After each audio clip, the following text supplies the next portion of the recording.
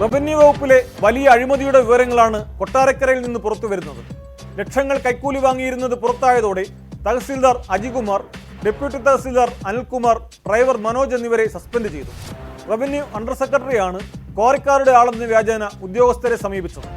കൊട്ടാരക്കര താലൂക്ക് ഓഫീസിന്റെ പ്രവർത്തനങ്ങൾക്കെതിരെ വ്യാപകമായ പരാതികൾ ഉയർന്നതോടെയായിരുന്നു അന്വേഷണം.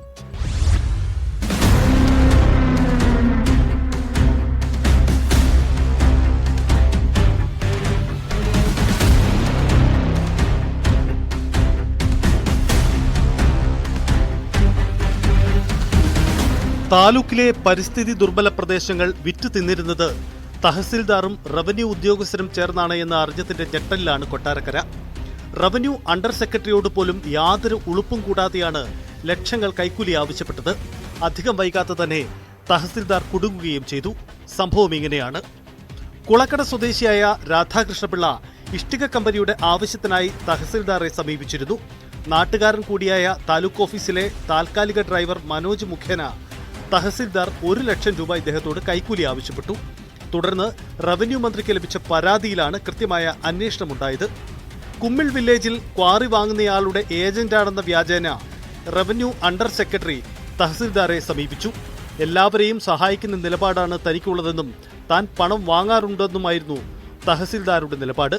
തുടർന്ന് തഹസിൽദാർക്ക് 7.5 ലക്ഷം രൂപയും ഡെപ്യൂട്ടി തഹസിൽദാർ അടക്കമുള്ള ഉദ്യോഗസ്ഥർക്ക് 2.5 ലക്ഷം രൂപയും ചേർത്ത് ആകെ 10 ലക്ഷം രൂപ നൽകണമെന്ന് ഡ്രൈവർ മനോജ് മുഖേന ഫോണിലൂടെ അറിയിച്ചു. ഇത് ക്വാറി തുടങ്ങാൻ മാത്രമുള്ളതാണെന്നും തുടങ്ങിയാൽ മാസം 1.5 ലക്ഷം മുതൽ 2 ലക്ഷം രൂപ വരെ തഹസിൽദാർക്ക് എത്തിക്കണമെന്നും മനോജ് പറഞ്ഞു എന്നാണ് വിവരം.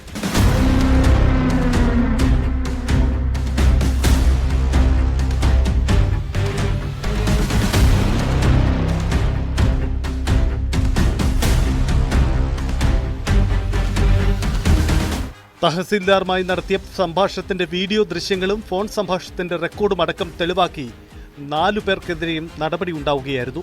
3 മാസം മുമ്പാണ് അജികുമാർ കൊട്ടാരക്കര തഹസിൽദാറായി ചുമതലയേൽക്കുന്നത്.